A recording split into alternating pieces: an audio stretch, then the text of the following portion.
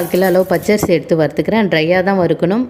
வறுபட்டு எடுத்துட்டு அதே வானலில் 100 கிராம் பாசிப்பருப்பு வறுத்துக்கிறேன். பாசிப்பருப்பு ரொம்ப நேரம் வறுபட வேணாம். ரெண்டுத்தையும் வாஷ் பண்ணி எடுத்துகிட்டு வந்துடுறேன். 1 மணி நேரம் ஊற வைக்கலாம். குக்கரில் 1 கப் எண்ணெய் சேர்த்துக்கிறேன். தாளிப்புக்கு கடுகு, உளுத்தம்பருப்பு, கடலைப்பருப்பு, 1 கட்டி பெருங்காயம், காஞ்ச மிளகாய், கருவேப்பிலை, ஜீரகம் எல்லாமே நல்லா வறுபட்டதும் தண்ணியை ஆட் பண்ணிக்கலாம். 1 டம்ளர் அரிசிக்கு 2 டம்ளர் தண்ணி. நீங்கள் எவ்வளோ அரிசி போடுறீங்களோ அது கணக்கு பண்ணி ஊற்றிக்கோங்க. தேவையான அளவு உப்பு சேர்த்துக்கிறேன். வச்சிடலாம். தண்ணி நல்லா கொதிக்கட்டும். தண்ணி நல்லா கொதித்ததும் ஊற வச்சுருக்க அரிசி எடுத்து குக்கரில் சேர்த்துக்கிறேன். நல்லா கலக்கி விட்டு குக்கர் க்ளோஸ் பண்ணிடலாம். 1 விசில் வந்தால் போதும், அரிசி நல்லா வெந்துடும். ப்ரெஷர் போயிடுச்சு. இப்போ ஓப்பன் பண்ணி பார்க்கலாம். பாருங்கள், சூடான ஹவுஸ் ரெடி ஆகிடுது. ஹவுஸ்க்கு தொட்டுக்க இட்லி பொடி, தேங்காய் சட்னி ரெண்டுமே நல்லாயிருக்கும்.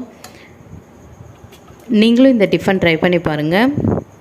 உங்களுக்கு இந்த வீடியோ பிடிச்சிருந்தால் லைக் பண்ணுங்கள்.